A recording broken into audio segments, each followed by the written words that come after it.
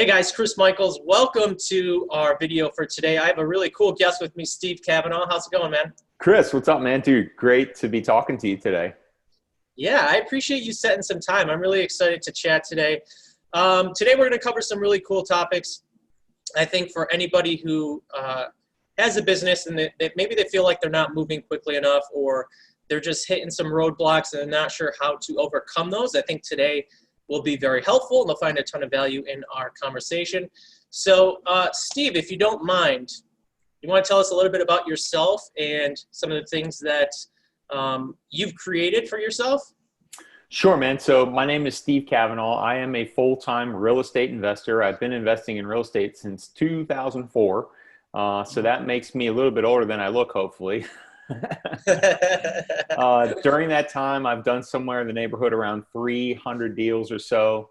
Very early on in my career, I wanted to share what I was doing with other people. So I started coaching others how to get involved in real estate investing, and was very fortunate to coach around 40 people through their first 3 rehab deals, rehabbing a house, kind of like you see on HGTV, but I taught them how to do it without all the drama involved. Right. And yeah, man, so that was a lot of fun, and we did that. And I had a few people actually leave their jobs to start pursuing real estate investing as a career, which was extremely gratifying as a coach. But over those around 13 years or so, I really honed my craft in coaching. And so, I used all of that to semi-retire from Southern Maryland on down to West Palm Beach in Southeast Florida. So that's where I live now. I live at the beach. It's awesome. Have a much more laid back lifestyle, and it's just been great to me, man. And so now I have graduated, if you want to look at it that way, into coaching people now. Before I took people through just getting started. Now I've taken people who actually have businesses that are already stood up, already, 6-7 figure businesses. And now I'm helping them with the life problems that, can tend to come along with building a big business. So, we're helping people navigate through their marriages and through their relationships with their children and things of that nature through a group that is called Ascend. And Ascend is a mastermind and coaching group that's actually very unique in the space. There's plenty of masterminds out there. And then, of course, people hire coaches as well. But we bring masterminding and coaching under one roof. And Alex Pardo and I do that together, where we lead 30 entrepreneurs and investors through that process. It's great membership, incredibly fulfilling all the way around. And yeah, man, so it's pretty awesome. And you've got to see what happens under the hood within Ascend. Absolutely. I've been lucky enough to be a part of the group now for a little bit. And it's funny because, for anyone listening who doesn't know Steve Cavanaugh, he's definitely somebody that you want in your corner. I actually, Steve, we've only known each other for maybe 4 or 5 months now. Yeah. So it's been a short while, but I've been very fortunate to be connected with some really great people. And, people that I admire and look up to. And I always ask myself, well, I would ask them, like, how did you do this? Like, what are some of the things that you've done to get to the level that you're at? And it's funny because all these people kind of tied right back to you. And so eventually I was like, man, I got to meet this Steve guy who's helping the people that I admire to be like, how he's helping them be so successful. So that's how we actually got set up on a phone call. And I remember we talked, and I told you, I was like, we know a lot of the same people, and I had to get to know you. So that actually led to me getting into Ascend. And I'll tell you, I have only been in the program for a short while, and it's been extraordinary so far. It's been extremely helpful for me in just getting clear with my vision and kind of getting things organized so that I can actually accelerate a lot faster and start accomplishing the things that I've been wanting to accomplish for so long now. And I think the greatest thing too is just the relationships that you build. Like, there's so many good people in that group. And I've built some good friendships already just with some people in there. So highly recommended, man. It's awesome. And I feel extremely blessed to be a part of it. Let me ask you this. So you've been doing this for a while now. What kind of sticks out to you? What are some of the cool success stories you've had that, like, the first ones that come to mind? Sure. So the first one that just popped into my mind is We have a member in the group. I don't know. Should I mention his name or not? I don't know the audience here. Maybe it's better to keep it Yeah. confidential, and we'll just do that. But we have a member in the group who successfully sold his real estate investment business, which is something that many investors aspire to do, but very few of them actually do. The dirty little secret is that most real estate investment businesses, the way that they're set up, are not actually sellable businesses. But Right. he sold his interest in his business to his partner, and has retired on a multi-million-dollar buyout. And so now he's very, very intentional, very careful, probably even more so at this point than he was prior, about what he's allowing in his life, about what his life vision looks like right now. Yeah. And he's just being very intentional with the time he's spending with his family. And he is just so incredibly relaxed and happy Yeah. and intentional. And it's just amazing to see that. This is the type of stuff that you need, that type of motivation. You need to be around people that are doing things like that in their life, because otherwise you're just going to get sucked into the wormhole of more, faster, better, Right. more. That it almost seems like a default in entrepreneurial culture. And I've always Yeah. tried to buck that trend myself. So I absolutely love coaching people like him, and I love having him as an influence within the group. Yeah. And he's relatively young too. I know who you're Yes. talking about. Yeah. Yeah. So that's that was a crazy story. I'm super happy for him, and I've been following him along on social media, and it seems like he's just traveling somewhere new every day. Mm-hmm. Yeah, So he loves to he's living travel. it. He is, Yeah. and he just loves to travel, and now he's able to do all of it. He's got plenty of money to do it with, and he doesn't have to worry about where his next check comes from.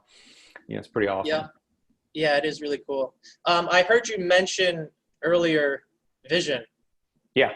and I kind of want to talk a little bit about that, because for me, that's been something that's been super important and very helpful in getting where I want to go.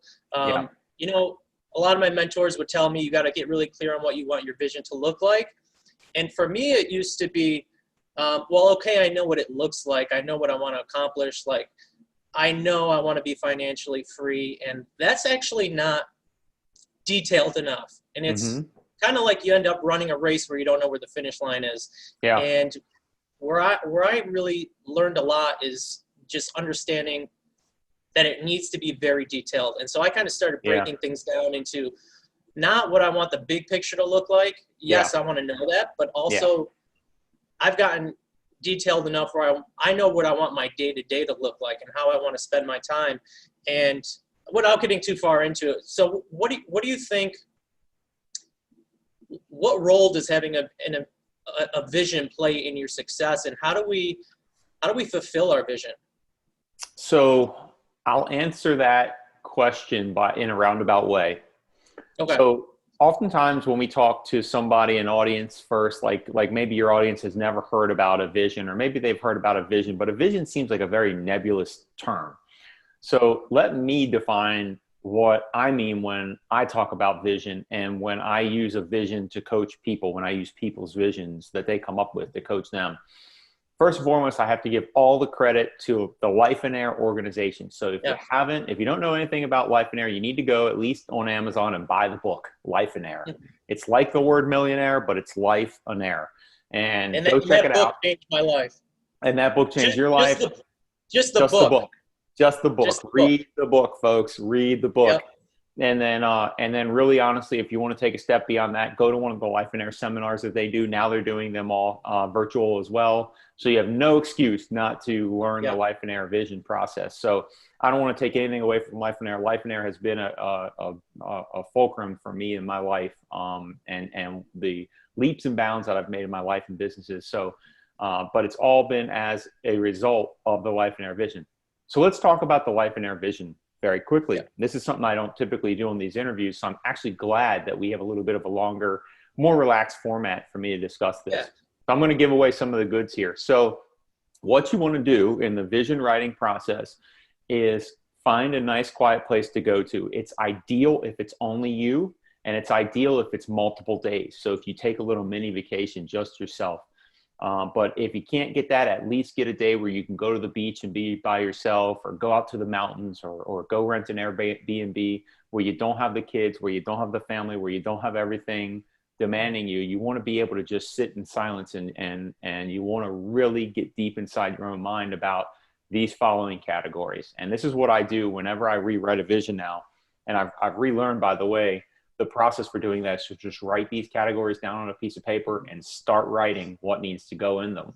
So the first category is needs. What do you need? The second category is spiritual. The third category is family. The fourth category is personal gratification. Next is hobbies. Next is health. Next is no regrets. The next one is friends. And then the next one is charitable.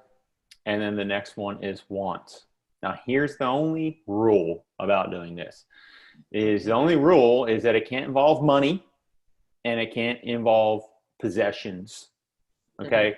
If you're able to get those out of the way, you have to, you must. But the idea is to envision what your perfect life would look like in each and every one of these categories. The way I write my vision, and this isn't a rule, by the way, but this is the way I like to write my vision, is to put bullet points underneath each of those. I ideally want my vision to be able to be in a small font on one piece of paper. So I could take that paper and I can fold it up and put it in my pocket and take it with me wherever I go. I also like to at least hand write out the first draft of my vision before I condense it into Evernote or whatever note-taking software you like. It's really important that you write stuff down, because there's something that happens between your hand and then your brain when you actually write something down versus just typing it in and then forgetting about it. How much stuff do you type in on a daily basis? It's a lot. So really hardwired into your brain that way. And then I dump it into Evernote, and then I have it there, and then I can print it out and take it with me and all that good stuff. So Chris, I'd be interested to know for you, man, how was the vision writing process for you when you first sat down and got involved in it? Yeah, it's honestly, it changed everything for me. And it's really interesting, the magic that happens when you write it down. Yeah. So that's something that I never did before. It was all in my head. I knew exactly what I wanted, but I never wrote it down.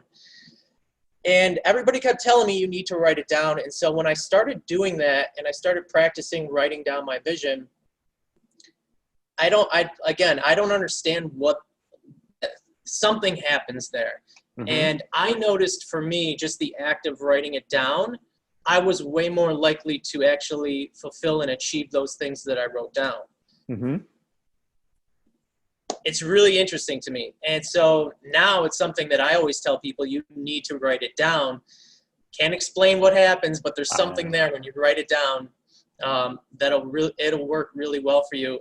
And you know what's interesting too is I actually, going back, I was talking about what I wanted my day-to-day to look like, talking about vision. And so when I started writing that stuff down, like I said, I was able to practice it a lot easier.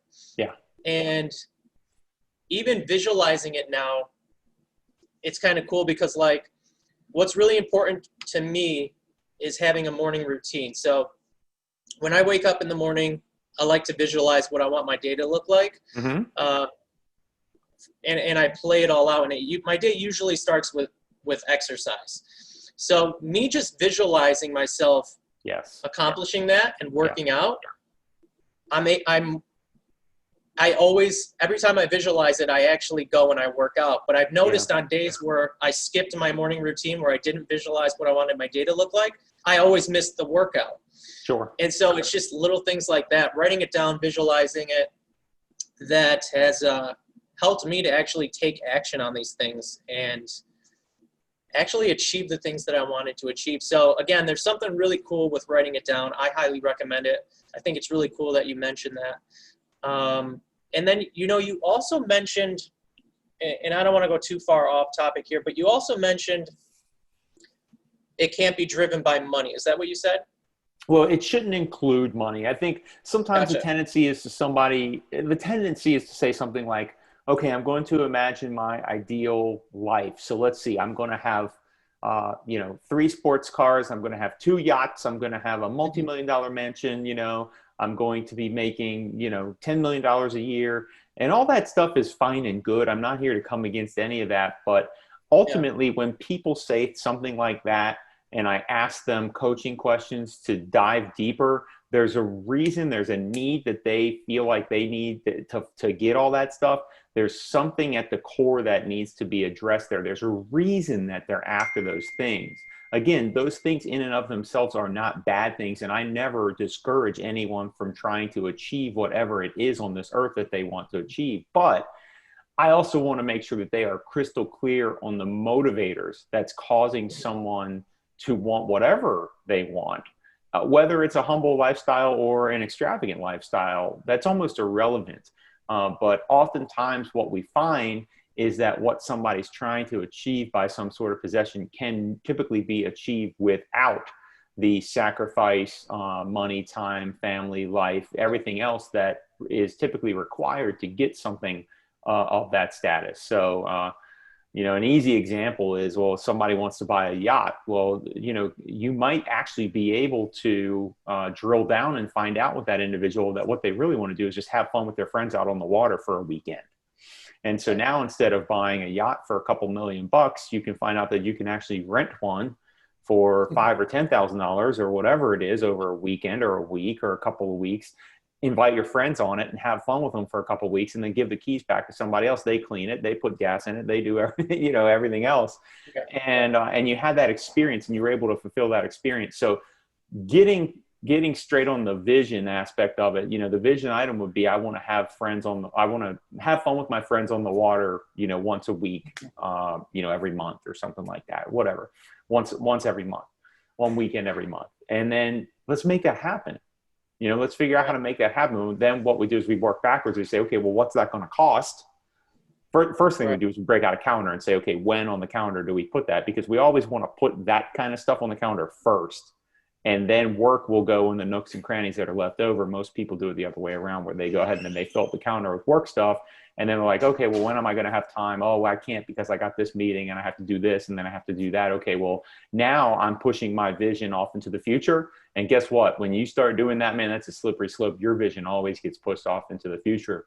And actually, Chris, I don't mean to keep talking here, but this is actually a really good point of distinction, because many people will say, well, I can't write a vision today because, this is what I would like to do, but I could never see that happening.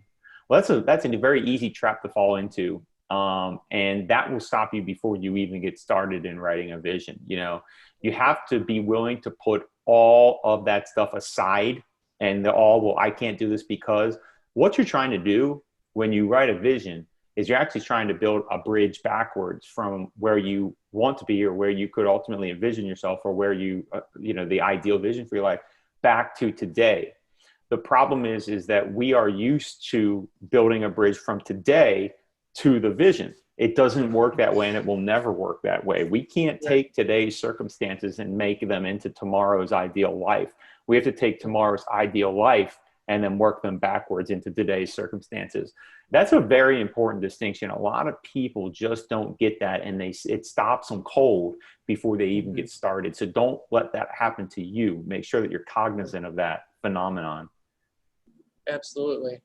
Yeah, and I love talking about the financials and the money, because I feel like, and I this happened to me in my life where I wasn't aware of that. I bought things that I didn't need because, it's a shot of dopamine and you love it and it's exciting. But then what happens in a week or a month, it wears off, and then you're stuck paying for the thing that you really doesn't excite you as much anymore. Yeah. And so what people do is they go out and they do it again. So they buy something else to jack them up, get excited. Yeah. And eventually you're stuck with all of these things, paying for all of these things that you really can't afford. And you spend your time trapped within your business, because now you actually have to work for those things, which eliminates your freedom. You do. Yeah. And it's a dirty cycle. So just understanding that, and that even goes back into your vision, it's so important. It doesn't have to be revolved around materialistic things. And I don't want to get too far into, I don't want to go too far into this, but, I myself am a man of faith. I know you are too. And there was a really good story, and actually it's covered in the Life and Air book too, where you might remember this better than I do, but it was with the king who asked Jesus, he was feeling very unfulfilled, but yet he was rich. He had all of these things that nobody had, but he was trying to find happiness. And Jesus told him to sell all of his possessions. And the king got really frustrated and upset because he didn't understand why Jesus wanted him to get rid of the things that he's worked so hard for. And what he didn't realize is that true happiness isn't found in your possessions. Right. It's more so found in creation and doing things like you said. Like, you don't need to buy the yacht. It's the time with those people that you're looking for. Right.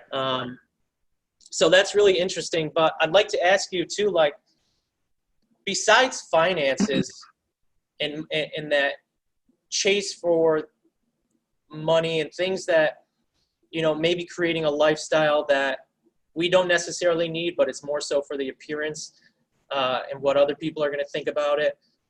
What are some other reasons why people might get maybe stuck within their business? Maybe they're not, maybe they're just spending all of their time within their business, and they really want to find more time to do the things that they love to do and have more freedom. What are some things that might be stopping them?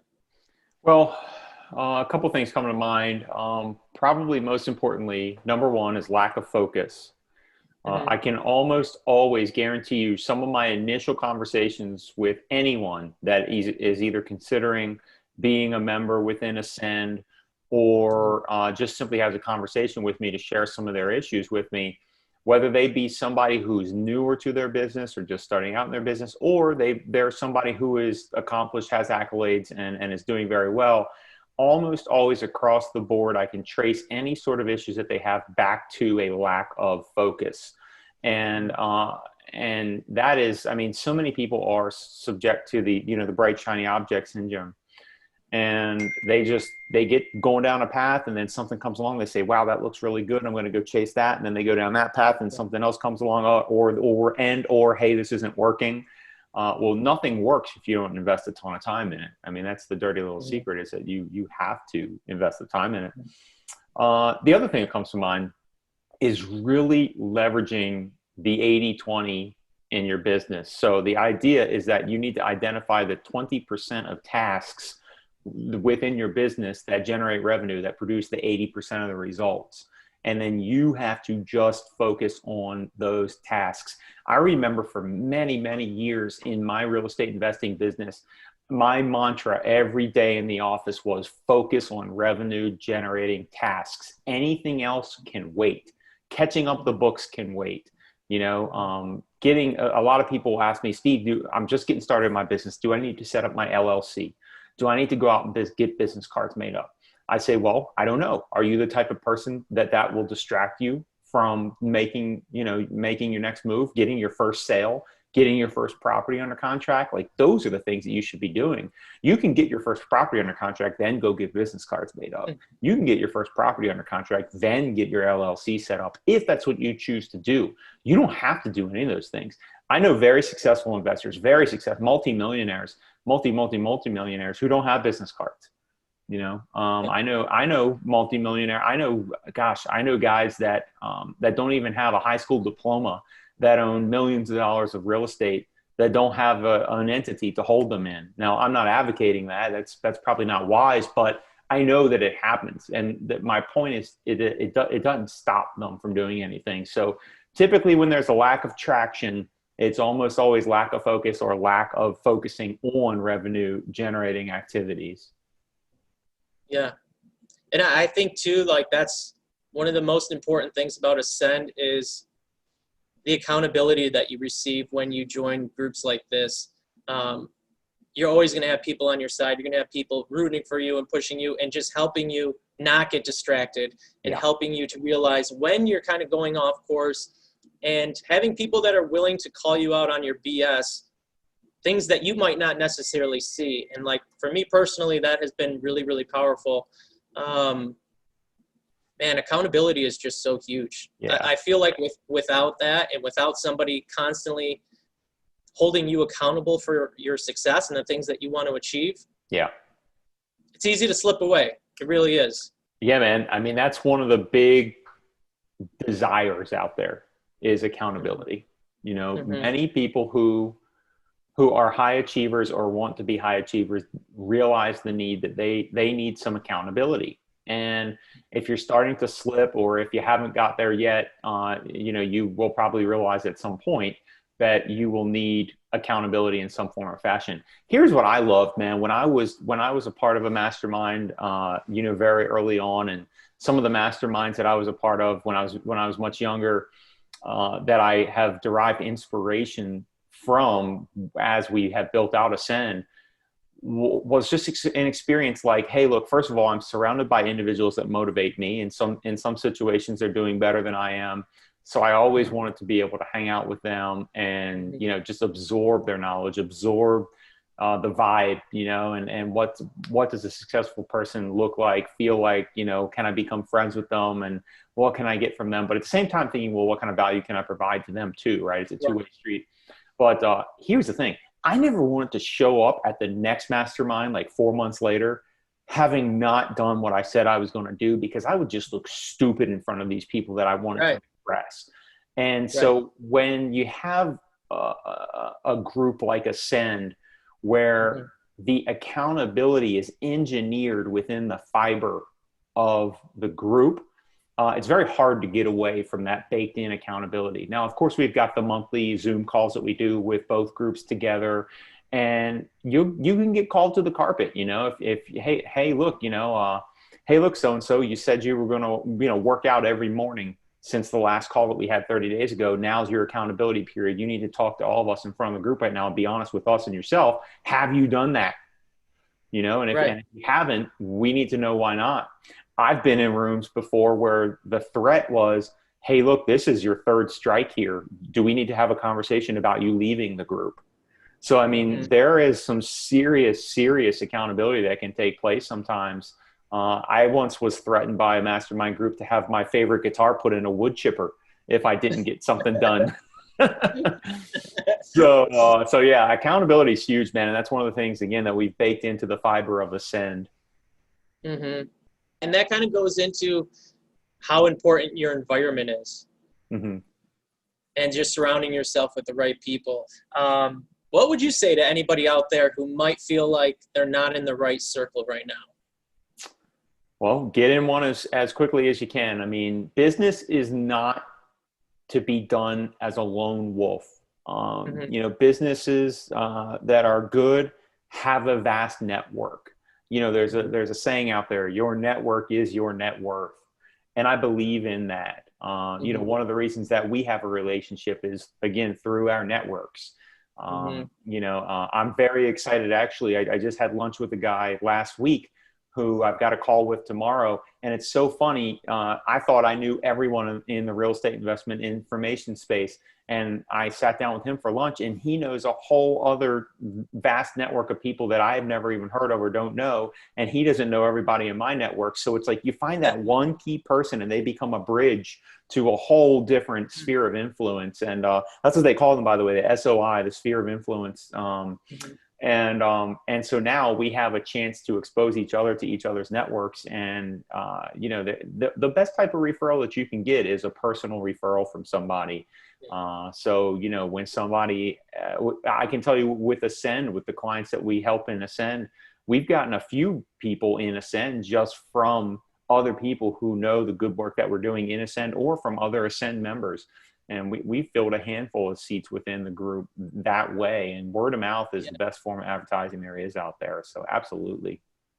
Yeah, and it speaks volumes to like what word of mouth can do, because Ascend isn't made up of just one type of person. Mm-hmm.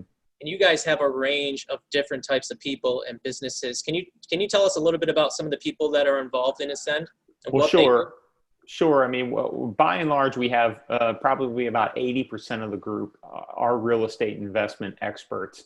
And what I mean by that is they specialize in some or all of the following: you know, rehabbing houses, wholesaling houses, self-storage, multifamily, hard money lending, buy and hold landlording, and other stuff, tax lien investing, you name it.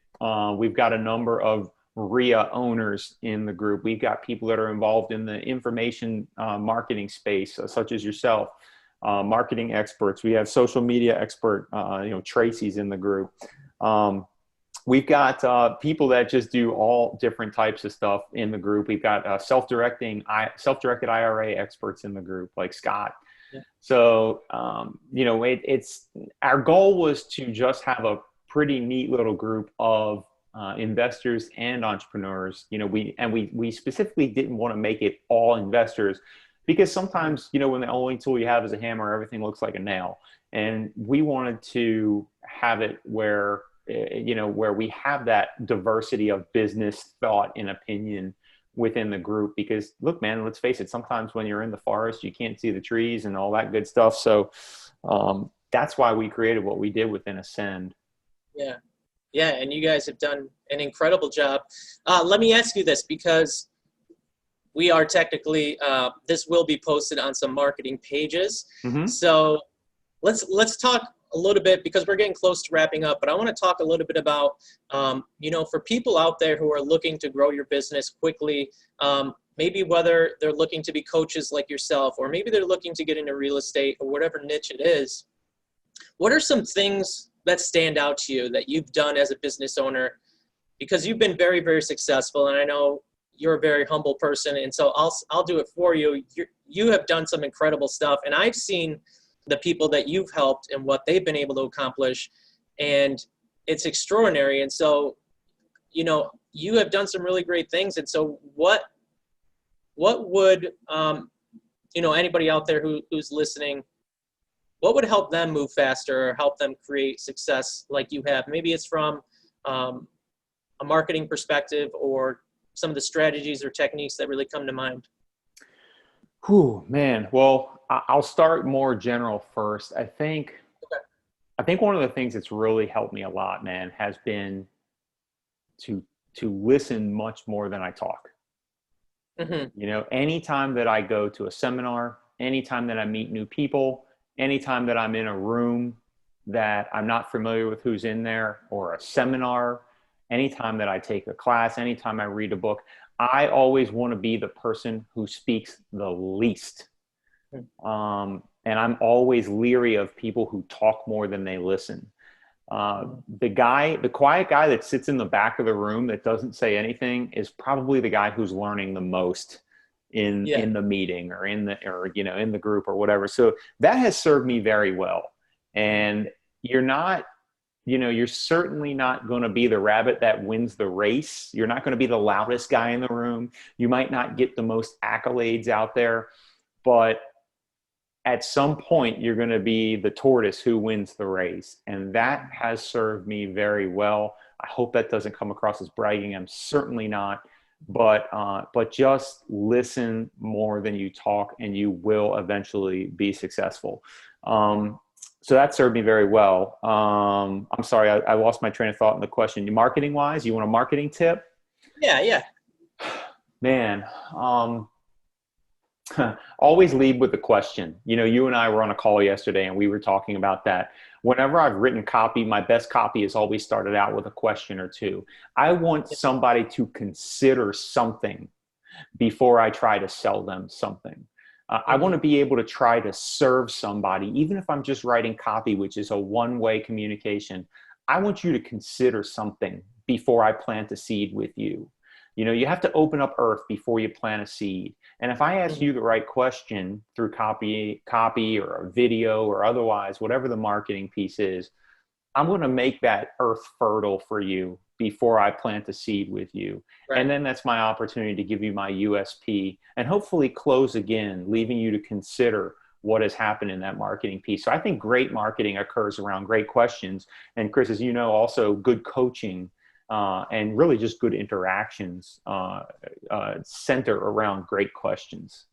Yeah. And I think too, when it comes to marketing, how important your message and your copy is. And actually, Alex Pardo, who's the co-founder with you of Ascend, him and I had a conversation about meeting your prospect in the conversation they're already having in their head. And sometimes we can oftentimes be very quick to jump into what we have for you and why you should buy it, as opposed to maybe telling a story or really getting to where they are in their head right now and meeting them there. There's actually it's a book behind me here that talks a lot about copy and messaging. And similar to what you said, they talk about creating that, not necessarily creating the problem, I guess you could say that, but creating the problem that they might be currently facing, and then agitating that problem within their mind, not in a manipulative way, but in a way where they're already thinking these things, and then give them the solution to that problem. Yep. And that has been, go ahead. And make sure that you're tying benefits. That has been another really big lesson learned for me. I think that most amateur marketers want to strictly list out the features and tell you, hey, this is what you're going to get. I don't really care what I'm going to get. I only really care about the benefit that I'm going to get from what you might have for me. So that is huge. If you can tell me, hey, look, this is what you get, and that's why you're going to get this, or this is this is the result you're going to get from this. Now you've tied a benefit to the feature, and I'm buying in. And it's even better if I can get you to tell me the benefit to you. So that's a big lesson that I've learned. People just don't care about features. They only care about benefits. Always think about what's in it for me, what's in it for them, what's in it for your prospect. That's what you need to be speaking to. So when you start out with the question, to your point, you want to find out what the pain point is, poke at the pain a little bit, tease it a little bit, then reveal the solution, and then reveal the benefit, and then tie it up with a pretty little bow at the end. And that's really how you want to market or sell something. Yeah, I love that, man. That's and we actually started doing this a few years back, where talking exactly about benefits, listing out the benefits, but then taking it a step further, because as you said, nobody really cares about, like, they want to know what's in it for them. So what's been helpful for us, listing out features, for an example. So if we have what a product is, and then we give you the benefits of it, within that benefit, we will explain the real benefit to you. So this is what it is, so that you can do X, or so that you can have Y. So we're telling you what the benefit is, but then how it's going to serve you. And just that little tweak has been really helpful for us in increasing the amount of conversions that we get. Sure. Yep. So that's really cool. But anyway, Steve, we're getting ready to wrap up here. I wish we could talk all day, man, because I love talking with you. Yeah, likewise. So really quickly, tell me, where can people find you, and how can they learn a little bit more about Ascend too? Sure. So ascendyoursuccess.com is our website. That's ASCENDYOURSUCCESS.com. Ascendyoursuccess.com. You can read all about it. You can see a beautiful webpage that Chris Michaels himself developed. And it's a beautiful webpage. It tells you all about Alex Pardo, myself, Steve Cavanaugh. Our biographies are on there. And if you're interested in further info, you can go ahead and click on apply, and that will get you a no obligation 30-minute phone call with Alex and myself, a Zoom call actually. So we get to see you, you get to see us, and we just ask you questions about where you want to go, and try to figure out if it's a fit for both of us on both ends. And we go from there. But we certainly would love the opportunity to talk with you.